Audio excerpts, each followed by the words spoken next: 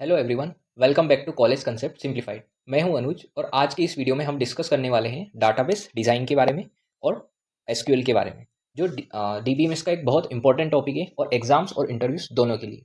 Okay, तो let's start. सबसे पहले देखते हैं डाटाबेस डिज़ाइन के बारे में। What is database design? Okay, the process of designing the overall structure और general structure of the database.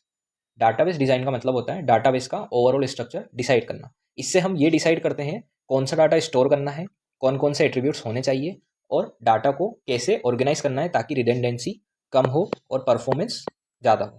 ठीक है, मतलब परफॉर्मेंस उसकी अच्छी रहे। तो इसके टाइप से डाटाबेस डिज़ाइन के मेनली दो पार्ट्स में होता है। कौन कौन से? लॉजिकल डिज़ाइन और एक और फिजिकल डिज़ाइन। ठीक है, तो लॉजिकल डिज़ाइन में क्या होता है? लॉजिकल डिज़ाइन में हम डाटाबेस का स्कीमा डिसाइड करते हैं। ओके, और यहाँ दो डिसीजंस होते हैं लॉजिकल डिज़ाइन में, बिजनेस डिसीजन और computer science decision. Business decision में क्या होता है?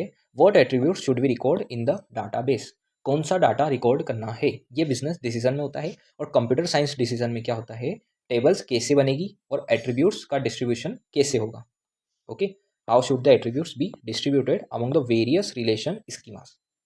ओके, तो ये दो डिसीजन होते हैं लॉजिकल डिज़ाइन में। नेक्स्ट हम देखते हैं फिजिकल डिज़ाइन के बारे में। तो फिजिकल डिज़ाइन में हम ये डिसाइड करते हैं कि डाटा डिस्क में फिजिकली कैसे स्टोर होगा, physical layout of the database, जैसे file organisation, indexing, storage structure etcetera.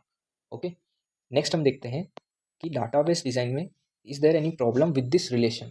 ठीक है, जैसे इस रिलेशन में कोई प्रॉब्लम है तो अगर डाटाबेस डिज़ाइन सही नहीं हुआ तो प्रॉब्लम्स आ सकती है, जैसे डाटा रिडंडेंसी की। ओके, डाटा एनोमली मतलब अपडेट एनोमली, डिलीट एनोमली और इनकंसिस्टेंसी। ठीक है, सबसे इंपॉर्टेंट इनकंसिस्टेंसी की। ओके, तो इसलिए हम प्रॉपर मेथोडोलॉजी फॉलो करनी पड़ती है। ठीक है, इसलिए हमको प्रॉपर मेथोडोलॉजी फॉलो करनी पड़ती है। जैसे इस टेबल में आप कमेंट करके बताइएगा कि इस रिलेशन में कोई प्रॉब्लम है या नहीं है। ओके, नेक्स्ट हम देखते हैं डिज़ाइन अप्रोचेस के बारे में। ठीक है, डाटाबेस डिज़ाइन के लिए मेनली दो अप्रोचेस होती है। कौन कौन सी? Entity relation model, ER model, और एक और होती है नॉर्मलाइजेशन थ्योरी। ठीक है, मेनली ये दो अप्रोचेस होती है, और भी होती है पर मेनली यही काम आती है। ठीक है, तो ईआर मॉडल में क्या होता है? एंटरप्राइज को एंटिटीज और रिलेशनशिप्स के फॉर्म में मॉडल करता है। ठीक है, एंटरप्राइज को एंटिटीज और रिलेशनशिप्स की फॉर्म में मॉडल करता है। ठीक है, एंटिटीज और रिलेशनशिप्स की फॉर्म में, और डायग्राम के फॉर्म में रिप्रेजेंट होता है। ठीक है, ईआर मॉडल किसके फॉर्म में होता है? डायग्राम के फॉर्म में रिप्रेजेंट होता है, और बिगिनर्स के लिए ईजी और विजुअल अप्रोच होती है। ठीक है, नेक्स्ट आती है नॉर्मलाइजेशन थ्योरी। तो नॉर्मलाइजेशन थ्योरी ये बताता है कौन सा डिज़ाइन बैड है, कौन सा गुड है। तो कौन सा बैड है ये नॉर्मलाइजेशन थ्योरी बताता है। रिडंडेंसी और एनोमलीज को रिमूव करता है और फंक्शनल डिपेंडेंसी पे बेस्ड होता है। ठीक है, वो डिज़ाइंस आर बेस्ट, तो उनको टेस्ट करके बताता है कौन सी डिज़ाइंस बैड है। ठीक है, नेक्स्ट हम देखते हैं ऑब्जेक्ट रिलेशनल डाटा मॉडल के बारे में। ट्रेडिशनल रिलेशनल मॉडल में डाटा फ्लैट और एटॉमिक होता है। ठीक है, तो ऑब्जेक्ट रिलेशनल मॉडल में रिलेशनल मॉडल को एक्सटेंड करता है। ठीक है, extend the relational data model, और कॉम्प्लेक्स डाटा टाइप्स अलाउ करता है। ठीक है, अलाउ एट्रीब्यूट्स और tuples to have complex types, और नेक्स्टेड जो नेस्टेड रिलेशंस होते हैं उनको पॉसिबल बनाते हैं, फिर भी रिलेशनल डाटाबेस की पावर को मेंटेन करता है। ठीक है, प्रिजर्व रिलेशनल फाउंडेशंस और provide upward compatibility with existing relational languages. ठीक है, रिलेशनल डाटाबेस की पावर को मेंटेन करता है। नेक्स्ट हम टॉपिक देखते हैं एक्सएमएल। ठीक है, एक्सटेंसिबल मार्कअप लैंग्वेज। तो एक्सएमएल को इनिशियली डॉक्यूमेंट्स के लिए बनाया गया था।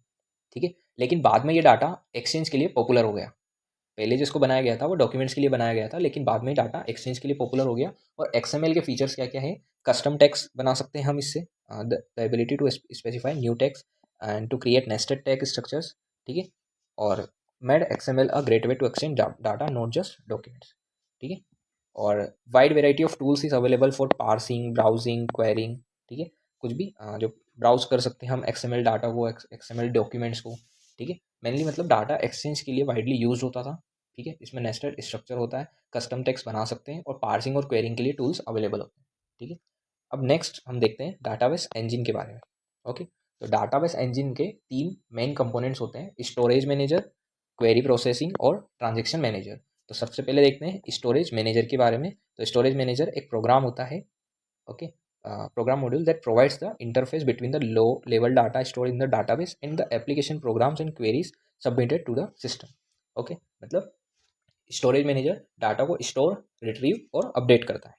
ठीक है, स्टोर करता है, रिट्रीव करता है और अपडेट करता है डाटा को, ओएस के फाइल मैनेजर के साथ इंटरेक्ट करता है और इंडेक्सिंग और हैशिंग हैंडल करता है। ठीक है। और इसमें इश्यूज़ क्या होते हैं, जो इसके स्टोरेज मैनेजर की, वो स्टोरेज एक्सेस, फाइल ऑर्गेनाइजेशन और इंडेक्सिंग और हैशिंग। ठीक है, इसको हैंडल करता है। नेक्स्ट आता है क्वेरी प्रोसेसिंग। तो क्वेरी प्रोसेसिंग के 3 स्टेप्स होते हैं। सबसे पहला पार्सिंग एंड ट्रांसलेशन। ठीक है, कोई भी क्वेरी गई और पार्सर उसको ट्रांसलेट की, रिलेशनल अलजेब्रा एक्सप्रेशन। नेक्स्ट उसको ऑप्टिमाइज किया गया, फिर एक एग्जीक्यूशन प्लान, और ऑप्टिमाइज करने से पहले डाटा के स्टैटिस्टिक्स लिए गए। ठीक है, और फिर उसको इवोल्यूशन इंजन में भेजा गया। इवोल्यूशन इंजन से उसने डाटा लिया और क्वेरी का आउटपुट दिया। ठीक है, तो इतना सा प्रोसेस होता है इसमें, कुछ भी क्वेरी प्रोसेस होने में। ठीक है, तो इसके 3 स्टेप्स होते हैं, पार्सिंग एंड ट्रांसलेशन, ऑप्टिमाइजेशन और इवोल्यूशन। अच्छा क्वेरी प्लान और बुरा क्वेरी प्लान में कॉस्ट डिफरेंस बहुत ज़्यादा हो सकता है, ये बात ध्यान रखिएगा। ठीक है, अच्छा क्वेरी प्लान और बुरा क्वेरी प्लान में कॉस्ट डिफरेंस बहुत ज़्यादा हो सकता है। नेक्स्ट हम देखते हैं ट्रांजेक्शन मैनेजर के बारे में। क्वेरी प्रोसेसिंग हमारा हो गया। नेक्स्ट देखते हैं ट्रांजेक्शन मैनेजर के बारे में। तो सिस्टम फेलियर के केस में डाटा सेफ रखता है कौन? Transaction manager. What if the system fails? अगर सिस्टम फेल हो जाता है तो ट्रांजेक्शन मैनेजर का काम होता है कि डाटा को सेफ रखे। कॉन्करेंट ट्रांजेक्शन्स को मैनेज करता है। जैसे आपने फ़ोनपे पे कोई ट्रांजेक्शन करी और उसी वक्त आपके दोस्त ने भी कोई ट्रांजेक्शन करी, ठीक है, और आपके अकाउंट से तो पैसा कटा और आपके दोस्त ने आपको पैसा डाला। ठीक है, तो वो कॉन्करेंट ट्रांजेक्शन्स को मैनेज करता है कौन? Transaction manager. और डाटाबेस कंसिस्टेंसी मेंटेन करता है। ठीक है, तो transaction is a collection of operations that performs a single logical function in a database application. ठीक है, और ट्रांजेक्शन मैनेजमेंट कंपोनेंट क्या होता है? ये इंश्योर करता है कि database remains in a consistent state, कि जो डाटाबेस है वो कंसिस्टेंट स्टेट में रहे, चाहे सिस्टम फेलियर हो, पावर फेलियर हो, या ऑपरेटिंग सिस्टम क्रैश हो, कुछ भी हो। ठीक है, लेकिन जो डाटा है, जो डाटाबेस है, वो कंसिस्टेंट रहे, मतलब सही रहे। ठीक है, और कॉन्करेंसी कंट्रोल मैनेजर क्या करता है? ये कंट्रोल करता है interaction among the concurrent transactions to ensure the consistency of the database. Database की कंसिस्टेंसी को मेंटेन करता है। तो आज की वीडियो में हमने कवर किया database design, design approaches, object relational model, XML और डाटाबेस इंजन और उसके कंपोनेंट्स। तो नेक्स्ट वीडियो में हम डाटाबेस आर्किटेक्चर डिस्कस करेंगे। अगर वीडियो हेल्पफुल लगा हो तो लाइक, शेयर और सब्सक्राइब करना मत भूलना। मिलते हैं नेक्स्ट वीडियो में। Okay, till then keep learning.